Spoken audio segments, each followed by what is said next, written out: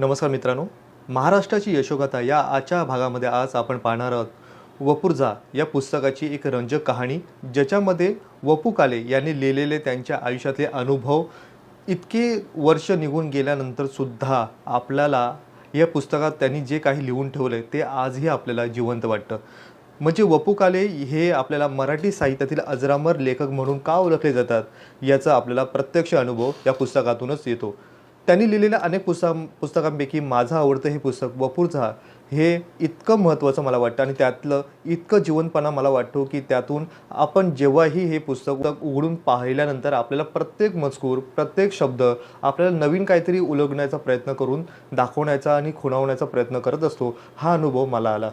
म्हणजेच आपण पाहू आजच्या भागामध्ये वसंत पुरुषोत्तम काले यांनी मराठी भाषेमध्ये सर्वाधिक लक्षणीय साहित्यिक पात्रांपैकी एक म्हणजे सुप्रसिद्ध मराठी लेखक, नाटककार आणि विनोदी लेखक म्हणून वपू काले यांनी आपली छटा महाराष्ट्रामध्ये, महाराष्ट्राच्या बाहेर सर्वत्र त्यांनी आपली छटा ही दाखवून दिलेली आहे.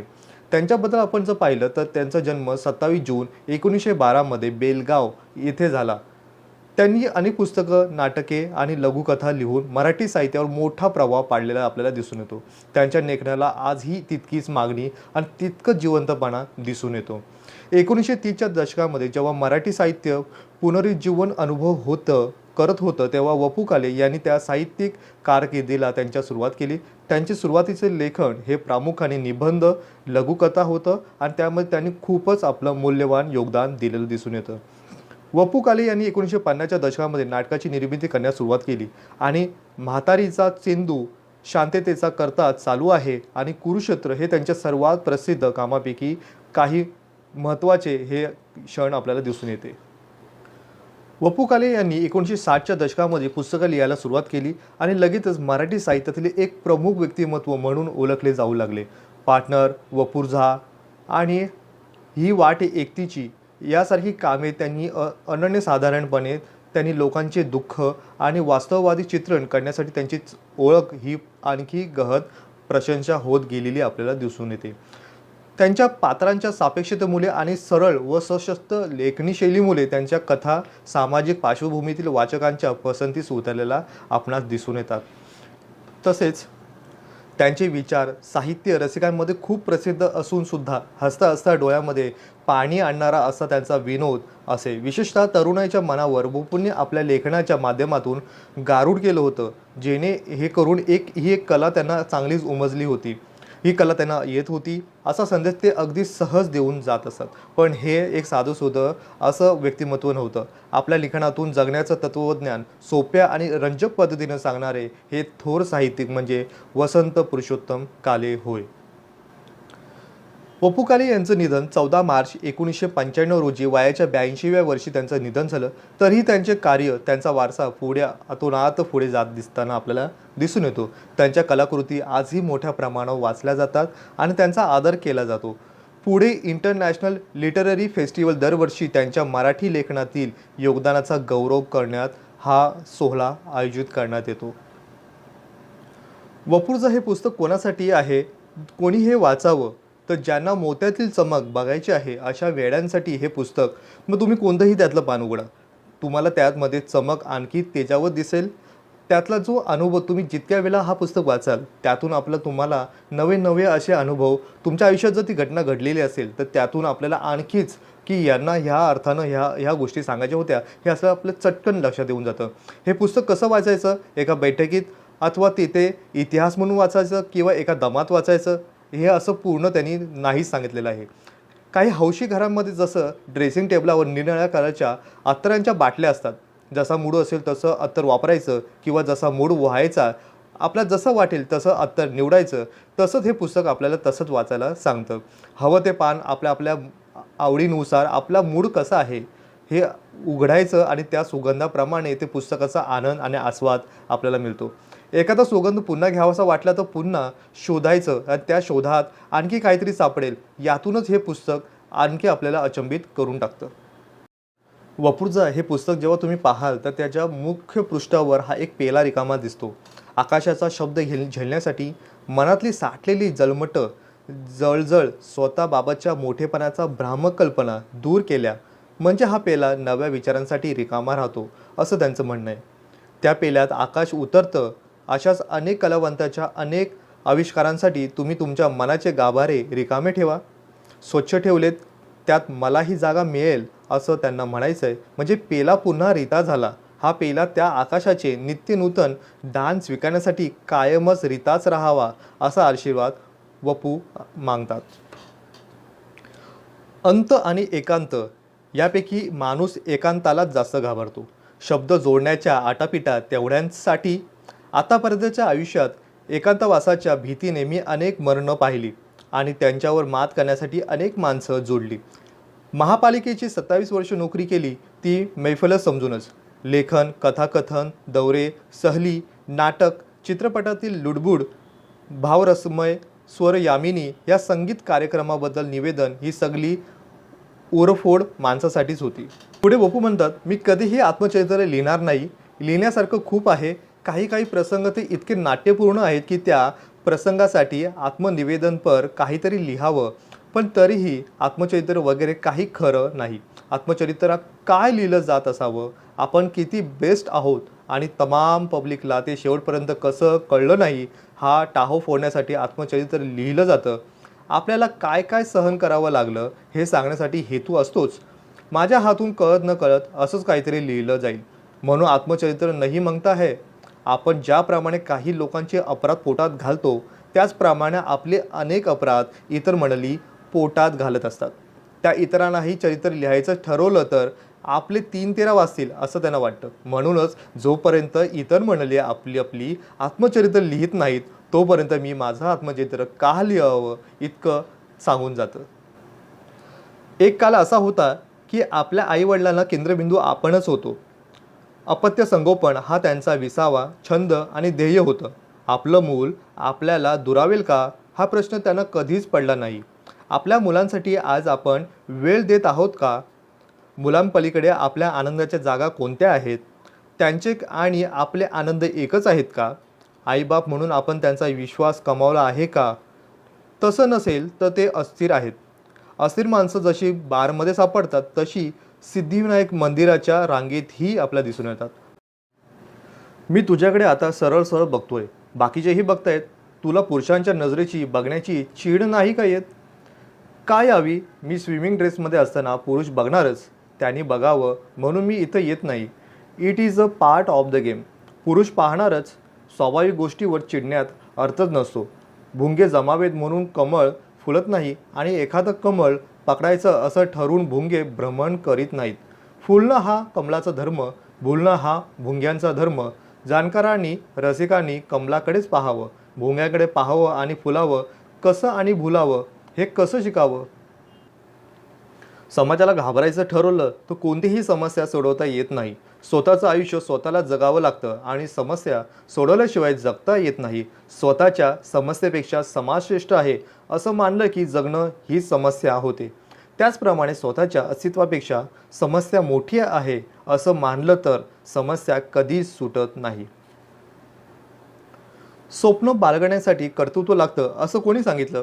अनेक माणसाच्या बाबतीत ते जन्माने पुरुषच आहेत एवढा पुरुषार्थ त्यांना पुरतो. अर्थ नसलेला पुरुष म्हणजे पुरुषार्थ अशी व्याख्या ते करीत नाहीत. हिरकणी योगायोगानेच मिळते, ती टिकवायची असते हे ज्यांना उमगतं ते पुरुष शब्दाला अर्थाची जोड देतात. कर्तृत्व नसेल तर नसेल, प्रत्येकाकडे असतंच असं नाही, पण कर्तृत्व अनेक प्रकारचं असतं. द्रव्यार्जनाची शक्ती म्हणजेच पुरुषार्थ नाही. जोडीदाराची अमाप माया करणं, बायकोची शक्ती ओळखणं, तिला सुरेख साथ देणं, तिला आपली साथ सोडावीशी न वाटेल इतका तिचा कर्तृत्वाची शान सांभाळणं हा सगळा पुरुषार्थच. क्षमाभाव, वात्सल्य ही गुणवत्ता केवळ बायकांची मक्तेदारी नाही. परमेश्वराची योजना निराळी असते. आपण मर्त्य जीवांची त्यात ढवळाढवळ केली की बॅलन्स जातो, तोल बिघडतो. त्याची रचना पहा. तो तापट नवऱ्याला थंड बायको देतो, कंजूस नवऱ्याला उधळी बायको देतो. भगवंता कसली जोडीदारीन देतोस म्हणून आपण त्याच्या नावाने खडे फोडतो, पण त्याची ती योजना चुकून असते. आपल्याला तो हेतू समजत नाही, मग आपण दुःखी होतो. केवळ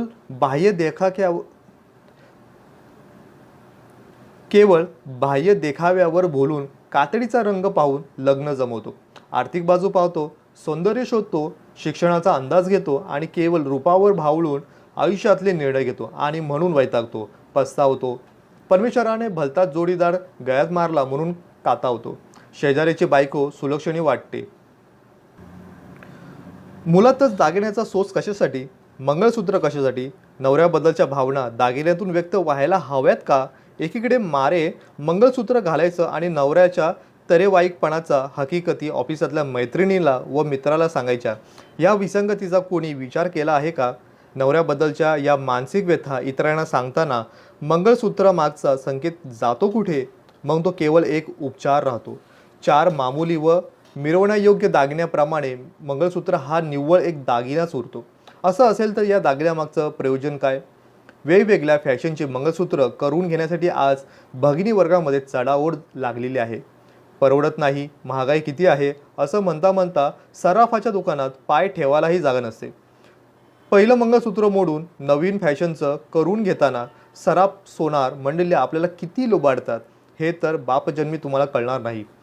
प्रत्येक व्यवहाराच्या वेळी चोख सोनं घेऊनही तुम्ही ते विकायला गेलात व त्यातलं थोडी भर घालून नव्या दागिना बनवायला निघालात की तुमचं पहिलं सोनं कधीही शुद्ध नव्हतं यावर वाद घालायचं नाही.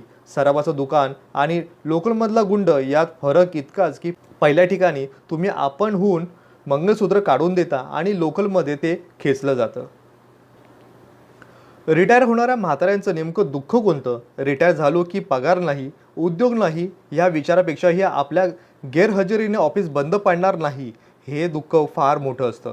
आपल्यापासून कुणाचं तरी अडतं ही भावना फार सौख्यदायक असते. रातकिडा कर्कश ओरडतो, त्या ओरडण्याचा त्रास होतो यात शंकाच नाही. पण त्यापेक्षा जास्त त्रास तो कुठे बसून ओरडतोय याचा पत्ता लागत नाही त्याचाच होतो. शस्त्रक्रिया होण्यापूर्वी रोगी घाबरलेला असतो. त्यातून तो बरा झाला की शिवलेली जखम तोच कौतुकाने दाखवत सुटतो. वकिलांचा आणि डॉक्टरांचा पेशा एकदमच भिन्न. परिचारिकांचे कपडे स्वच्छ पांढरे, वकिलांचे गाऊन काले, दिरंगाईचा रंग काळा, तत्परतेचा रंग पांढरा शुभ्र. कॉल आल्याक्षणी हजर राहावं लागतं. खटले मात्र वर्षानुवर्ष चालतात. उत्तम ड्रायव्हर जेव्हा ॲक्सिडेंट करतो तेव्हा तो ड्रायव्हिंग विसरलेला असतो का? तरी अपघात होतात. पट्टीची पोहणारी माणसं नेहमीसारख्या उंचावरून सूर मारतात. ती वरच येत नाहीत केव्हा केव्हा. म्हणजे त्यांना पोहता येत नाही असं म्हणायचं का? त्याचप्रमाणे चांगली शिकली सवरलेली माणसं जेव्हा दुसऱ्या बाईच्या प्रेमात पडतात तेव्हा शिक्षण किंवा संस्कार विसरलेले असतात असं म्हणायचं का? तोही अपघातच. जो नेहमी घडून जातो त्याला अपघातच म्हणतात. सदिच्छा ही नेहमी एकाच माणसाची असते. ती कृतीत आणायची म्हणजे कुणाचं ना कुणाचं सहकार्य लागतंच. सहकार्य म्हटलं म्हणजे दुसरी माणसं आली म्हणजे फिसकटलंच. सदिच्छेची योजना झालीच जी नेहमी फसण्यासाठीच असते. दुःख आणि डोंगर यांच्यात साम्य असतं. लांब अंतरावरून दोन्ही गोजरी दिसतात. एका डोंगराला पार करावं तर त्याच्या मागे दुसरा डोंगर असतोच. तसं दुःखाचं जवळ गेलं की या दोन्ही गोष्टी पार करता येणार नाहीत असं वाटतं. त्याचं रौद्र रूप लांब गेलं की गोजरवाणत दिसतं. कुणालाही स्कूटरवरून लिफ्ट देताना मला नेहमी कुठेतरी भीती वाटते. जर कोणी कमी जास्त घडलं तर त्या व्यक्तीचं आयुष्य आणि संसार दोन्ही उद्ध्वस्त होतील आणि याला आपण जबाबदार ठरू. मुंबईतली वाहनं आणि रहदारी साक्षात कौरव सेनेसारखीच वाटते. पण त्यावेळी नायहंती न हत्यये या कृष्णाचा उपदेश काही आठवत नाही आणि आठवलं तरी वाटतं मला आठवून काय फायदा? हे लोकांच्या आठवायलाच हवं. मनात हे असे विचार येतात तरीही मी ओळखीच्या बिनओळखीच्या माणसांना लिफ्ट देत आलोय. कारण केव्हा केव्हा मनात असेही विचार येतात माझ्या पत्रिकेत आज जर अपघात असेल आणि ह्या माणसांच्या पत्रिकेत तो नसेल तर माझं संरक्षणच होईल. माणसाला काही ना काही छंद हवा, स्वप्न हवीत, पुरी होणारी किंवा कायम अपुरी राहणारी. त्यातून तो स्वतःला हरवायला शिकतो, सापडायला शिकतो. हे हरवणं सापडणं प्रत्येकाचं निराळं असतं. पती पत्नीचे एकच एक मत असेल तर संसारात स्वर्ग निर्माण होतो. पती पत्नीच्या या हरवण्याच्या सापडण्याच्या जागा एकच निघाल्या तर ते सुखदुःखाचे समान वाटेकरी होतील. दोघांच्या अशा जागा किंवा स्वप्न वेगवेगळी असतील तर प्रकृती धर्मानुसार ते स्वाभाविकच आहे. पण तो एकमेकांच्या टिंगलीचा विषय होऊ नये. इतपत भान संसारात ज्यांना टिकवता येईल त्यांच्या संसार सुखाचं मर्म सापडलं. ज्यांना हे असं हरवता येत नाही ते रिकाम्या वेळे बळी पडतात. म्हणजे रिकामा वेळ सैतानाचाच असतो असं म्हटलं जातं. किती दमता तुम्ही? ह्या एका वाक्याची माणसाला किती भूक असते हे सांगता येणार नाही. 10 माणसाचा स्वयंपाक करून दमलेल्या बाईला पण एवढं एक वाक्य हवं असतं आणि कामावरून आलेल्या पुरुषाला पण इतर कितीही गरजा असोत पण हे एवढं एकच वाक्य ऐकायची ज्याला भूक आहे त्या पुरुषाने आपल्या बायकोला कधीही नोकरीला लावू नये. पुरुषाला स्वयंपाक येऊ नये आणि बाईला नोकरी करता येऊ नये. एकमेकांच्या कर्तृत्वाचे प्रांत एकमेकांना अनभिज्ञच हवेत. तरच एकमेकांच्या कर्तबगारीचं कौतुक टिकतं. त्यात काय आहे हे मी पण करीन. इथं अर्णव भाव संपला तर स्पर्धा आली, कौतुक संपलं तर तुलना आली, साथ संपली स्वत्वाची जाणीव झाली असं म्हणता येईल. युनिफॉर्म या गोष्टीबद्दल मी लहानपणापासूनच धसकाव घेतलेला आहे. शाळेतला गणवेशात सुद्धा त्यात आलाच. Ticket checker, police, Gurkha, nurses, sisters, military, navy, BEST नाव अकारण लावणारे कंडक्टरसुद्धा एक पोस्टमन वगळला तर बाकीच्या या थोर मंडळीपासून मी कायमच दूर राहायचा धडपड करत असतो. समोर उभा राहणारा माणूस आपण त्यांच्या अंगावर ओरडण्यासाठी जन्माला आलोय हे युनिफॉर्म सांगत असतं. माझं लक्ष नेहमी वर्तमानपत्राच्या 3ऱ्या, 4थ्या आणि शेवटच्या पानाकडे असतं. खून, मारामाऱ्या, अपघात, आज तेल गडप, उद्या तांदूळ असल्या बातम्या मी वाचत नाहीत. अशा बातम्यांचं आयुष्य नेहमी अल्प असतं. तरीही त्या तसल्या बातम्या आपलं मन उदास करतात. आपण वर्तमानपत्र असं म्हणतो खरं, पण सगळी वर्तमानपत्र भूतकाळ छापतात. शेवटचं पान भविष्यातलं किती उज्ज्वल आहे हे सांगतं. भविष्य घडवायला निघालेले कितीतरी चेहरे त्या पानावर दिसतात. जेव्हा अभिरुची म्हणजे काय हे समजायला लागतं तेव्हा माणसाचा जन्म होतो असं मी मानतो. माणसाच्या ठरलेल्या सगळ्या गरजा जनावरांसारख्याच असतात. अभिरुची असली की तडफड सुरू होते. समाजातल्या असंख्य पुरुषांनी आणि स्त्रियांनी स्वतःच्या संसारात आपण अस्वस्थ का आहोत हे शोधावं. नेमकं कारण त्यांना सापडणारच नाही. माझ्या मते माझा शोध योग्य आहे. आधी साथीदार भेटतो, अभिरुचीचा शोध नंतर लागतो. संसार या शब्दाबरोबर संघर्ष हा आलाच. संघर्ष नेहमी दुसऱ्या माणसाबरोबरच असतो असं नाही. नको वाटणारी निर्णय घेण्याची पाळी स्वतःवरच आली की स्वतःशी संघर्ष सुरू होतो.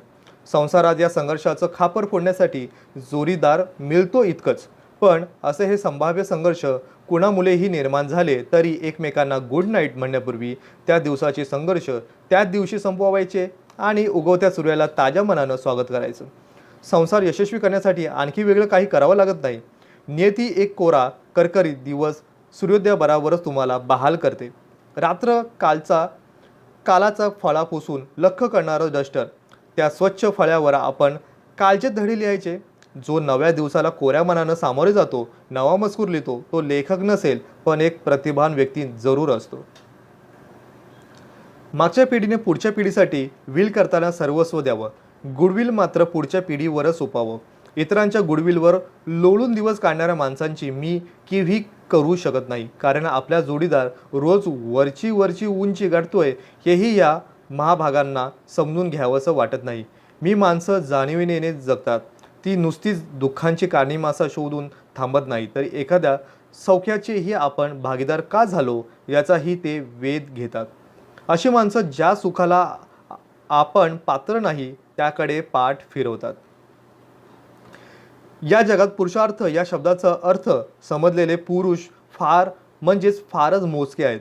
पुरुषार्थ म्हणजे रसिकता, जबरदस्ती नव्हे, शारीरिक ताकद नव्हे तर मानसिक ताकद. ज्याला ही मानसिक रसिकता समजली त्यालाच पुरुषार्थ समजला. असा पुरुष असला तरीही कोमल असतो. तो कोणावरही जबरदस्ती करीतच नाही. दारिद्र्य अनेक प्रकारचं असतं. मानसिक, वैचारिक, नैतिक, आर्थिक. It is and endless affairs. स्वतःच्या धर्माबरोबर एक राष्ट्रीय धर्म असतो. त्या धर्माची आठवण समाजातल्या प्रत्येक घटकाला होणं जरुरी असतं. तो चमत्कार जोपर्यंत घडत नाही तोपर्यंत हा देश असाच राहणार. सल्ला हा नेहमी देण्यासाठी आणि घेण्यासाठी असतो, ऐकण्यासाठीही असतो असं मी मानत नाही. तुम्हाला काय जातं सांगायला? माझ्या जागी जर तुम्ही असताल तर वगैरे वगैरे सांगून दिलेला सल्ला योग्य होता, पण त्याचप्रमाणे वागणं अशक्य होतं हेच नंतर पटवलं जातं. माणूस नेहमी समान धर्मीयांच्या शोधात असतो. स्वतःच्या मनोवृत्तीचा जोपासना करणाऱ्यांचा त्याला आधार वाटतो आणि त्याच वेळेला या परिस्थितीतून आपल्याला कोणीतरी मुक्त करावं असंही त्याला वाटत असतं. बोलून दुखवण्यापेक्षा अबोला धरण्याचे माणूस जास्त खच्ची होतो. त्याचप्रमाणे काही काही शब्द, वाक्य, विधानं फार भयंकर असतात, मोघम असतात. पण गैरसमज पसरवण्याची त्या मोघम वाक्याची ताकद साथीचा रोग पसरवणाऱ्या जंतूपेक्षा अफाट असते. ती वाक्य म्हणजे, मी किती सोसलंय ते माझं मलाच माहीत आहे. योग्य वेळ आली की मी सगळं बोलणारच आहे, किंवा आता मी गप्प राहून सगळं सहन करायचं ठरवलं आहे. मी त्यांना पक्की ओळखून आहे. नेमक्या जागी बोट न ठेवणारी बायकांची ही वाक्य आपल्याला सगळ्या शरीराला दंश करीत सुटतात. माणसं माणसांना भेटतच नाहीत, वेगवेगळे हेतू एकमेकांसमोर येतात. सावळ्या सावळ्यांना भेटतात, म्हणूनच हेतुपूर्तता झाली की माणसं एकटी पडतात. दुसरा माणूस भेटला नाही तरी चालतं, फार कशाला, सगळेच हेतू संपले की स्वतःच्या आयुष्यातला आजचा दिवसही नकोसा वाटतो. आपत्ती पण अशी यावी की त्याचाही इतरांना हेवा वाटावा. व्यक्तीचा कसं लागावा, पडून पडायचं तर ठेच लागून पडू नये. चांगलं 2000 फुटावरून पडावं. माणूस किती उंचावरून पोचला होता हे तरी जगाला समजेल. कल्पनाशक्ती तरळ असली आणि जवळ थोडी धडाडी असली म्हणजे आयुष्य 40-50शीलाही थांबत नाही. सुख कधी संपत नाही, ती नित्य नवी उगवतात. सुकलेल्या फुलांना टाकायचं, आपल्याजवळ फक्त धैर्य हवं. नव्या सुखांना जागा करून दिली की ती न बोलवता येतात. बायका जेवढ्या व्यवहारी असतात तेवढे पुरुष नसतात. आपल्या संसारात काय काय उणीवा आहेत, आपली धाव केवढी आहे, सीमारेषा किती अंतरावर आहेत, याची जाणीव पुरुषांपेक्षा बायकांना जास्त असते. आणि त्यापेक्षाही आपल्याला इतरांशी काय करायचं आहे असा रोखठोक सवाल असतो. ध्येयासाठी वेडे होणारे पुरुषच प्रेम करतानाही बायका हाताचं राखून प्रेम करतात आणि त्यांनी जेवढं दिलंय त्याला आपण सर्वस्व बहाल केलं रे असं म्हणणं पागल होतो. बायको एक वेळ शरीराने दूर झाली तर चालेल, पण मनाने विचाराने दूर झाली तर ती फार वाईट. पहिल्या बाबीतल्या दुरावा काही कालच अस्वस्थ करणारा असतो, पण दुसऱ्या बाबतीत निर्माण होणारी भिंत त्याच्यावर डोकं आपटलं तरी सहजी फुटत नाही. पुरुषांचं निम्म अधिक बल अशा भिंती पाहण्यातच खर्च होत आणि बायकांकडून कित्येकदा शरीरासाठीच ही लाडीगोडी चाललेली असा सरसकट अर्थ घेतला जातो. स्त्री शरीराने दूर झाली म्हणजे फक्त पुरुष वैतागतो ही त्याची अशीच गोड समजूत आहे. त्याला तसंच कारण आहे. शरीर सुखासाठी स्त्री राबवली जाते, पुरुष फायदा घेतात, किंवा अशा तऱ्हेची शिकवण स्त्रीवर्ग परंपरेने भोगत आला आहे. रिंगण सोडल्याशिवाय रिंगणाचा अर्थ समजत नाही, आकार समजत नाही. रिंगणात आहोत तोवर सगळं माया करतात. रिंगणाच्या बाहेर पडावं मग नजरा बदलतात, आकार बदलतात. विहिरीत राहणाऱ्या कासवाला विहिरीचं पाणी किती खोल आहे हे सांगता यायचंच नाही, ते कायम विहिरीतलंच असतं. काठावरून सूर मारणारच ते सांगू शकतो. माझं तसं झालं. लौकिक लोकापवाद, मान, पद, प्रतिष्ठा या चक्रावर मी जेव्हा बसलो होतो तेव्हा मला ते चक्र फार मोठं वाटलं. त्याचा वेग मला प्रचंड वाटला. त्या चक्रावरून मी बाजूला उडी घेतली. मग मला समजलं की या चक्राला गती आहे, तरी ते अगतिक झालं आहे. गती अगतिक होऊ नये. मी ते पाहिलं आणि वाटलं मी मुक्त झालो. पूर्वी नव्हते. पूर्वी समाजात असून एकटी होते आणि आता एकटी आहे तरी समाजाने घेरलेलीच आहे. निसर्ग निरनिराळ्या वयाला निरनिराळ्या देणग्या देतो. बालपणाला कुतूहलाची देणगी, किशोरावस्थेत सगळ्या जगावर खुश राहण्याची देणगी, तारुण्यात तर बहरच बहर, शृंगार, प्रेम, शरीराचं आकर्षण ही देणगी लग्नानंतर, वात्सल्याची देणगी आणि वृद्धापकालात वैराग्याची देणगी. या सगळ्या देणग्यावर आपण जगतो आणि मलाही त्या देणग्या मिळाल्या, पण त्याचा क्रम चुकला. मला स्वप्न फुलवायला मिळालीच नाही, मला स्वप्न विकत घ्यावी लागली. बाजारातून तयार वेणी विकत घेऊन डोक्यावर घालण्यात आनंद असतोच, पण बागेत आपल्यासमोर एखादं फूल फुलताना जो आनंद मिळतो त्याची सर विकतच्या फुलांना येईलच का सांगता येणार नाही. कुंकू, मंगळसूत्र, पांढरं कपाळ या खुणावरून अंदाज करण्याचे दिवस कधी संपले. हल्ली संपूर्ण मोत्यांच्या माळेत मानेमागे वेळीखाली लपेल असा एकच काला मणी असतो. नवऱ्याचं संसारात स्थान किती हे या फॅशनवरून समजतं, पण नवरा आहे की नाही हे समजत नाही. सल्ला मागणारे खूप असतात, ऐकणारे किती असतात. शेवटी स्वतःला जे हवं असतं तेच माणूस करतो. आपण मात्र जीव तोडून आपणच त्या प्रसंगात सापडलेलो आहोत असं समजून घसा कोरडा करतो. सांगणाऱ्याला माणसांना कोणीतरी ऐकतोय आणि त्याला आपलीच बाजू योग्य वाटत आहे एवढं समाधान हवं असतं. त्यांना पुन्हा जगावंसं वाटतं. आपलं काहीच चुकलेलं नाही ही भावनाच माणसाला नव्या क्षणाचं स्वागत करायला बळ देत असते. माणूस पैशाशिवाय जगू शकतो, अब्रू गेली तरी मजेत राहू शकतो, पण खुर्ची गेली की त्याची काय अवस्था होते हे पाहायचं असेल तर कोणत्याही सेवानिवृत्त माणसाकडेच पहा. आपण नक्की म्हातारे झालो असं केव्हा समजायचं तर चमचमीत कांद्याची भजी खाताना जेव्हा खोकल्याची आठवण होते तेव्हा, उडी मारून रूल ओलांडायची भीती वाटे तेव्हा, जागरण म्हणजे रक्तदाब किंवा पंक्तीतील पिवळ्या धमक केशरी जिलब्याचं ताट म्हणजे मधुमेह असली त्रैराशिक दिसायला लागतात तेव्हा, रस्त्यावरून जाणाऱ्या बाईकडे नजर जाण्याअगोदर तिच्या कडेवरच्या मुलाकडे जेव्हा प्रथम लक्ष जातं तेव्हा म्हातारपण आलं असं खुशाल समजावं असं वपू म्हणतात. नेहमी दिसणारं आकाश एखाद्या दिवशी भव्य वाटतं. पाण्याला पण कधी कधी निराळी चव येते. नेहमीच्या स्पर्शात निराळी स्निग्धता जाणवते. असं का होतं? आपल्याच मनाची भावना वातावरण मिसळते. मग आकाश भव्य वाटतं, पाण्याला चव येते, स्पर्श वेगळे वाटतात. ती भव्यता, ती चव, तो स्निग्धपणा आपल्याच मनाचा असतो. सुखामागे माणूस पळतो, पळताना पडतो, ठेचलतो, पस्तावून परततो. तो त्याचा परतण्याचा काळ म्हणजे खरा सौख्याचा काळ. नेमक्या त्या काळात त्याला साथ मिळत नाही, सावलीची वाण पडते, व्यथेला त्रोताप मिळत नाही, त्याला कोणीही जवळ करीत नाही. असामान्य असं काहीच नसतं. ज्याला जसं परवडेल तसा तो राहतो. पूजेसाठी कोणी फुलं घेतो, कोणी सुवर्ण घेतो. स्वतःच्या कृतीप्रमाणे जो तो साधनं निवडतो. ती गौण नसतातच, ती मात्र नाममात्र असतात. प्रश्न असतो भक्तिभावाचा. 100 वर्ष तप करून शंकराला एक एक शीर अर्पण करणारा लंकाधिपती रावण असतो तर तुळशीच्या पानावर देवताला जिंकणारेही साधे माणसं असतातच.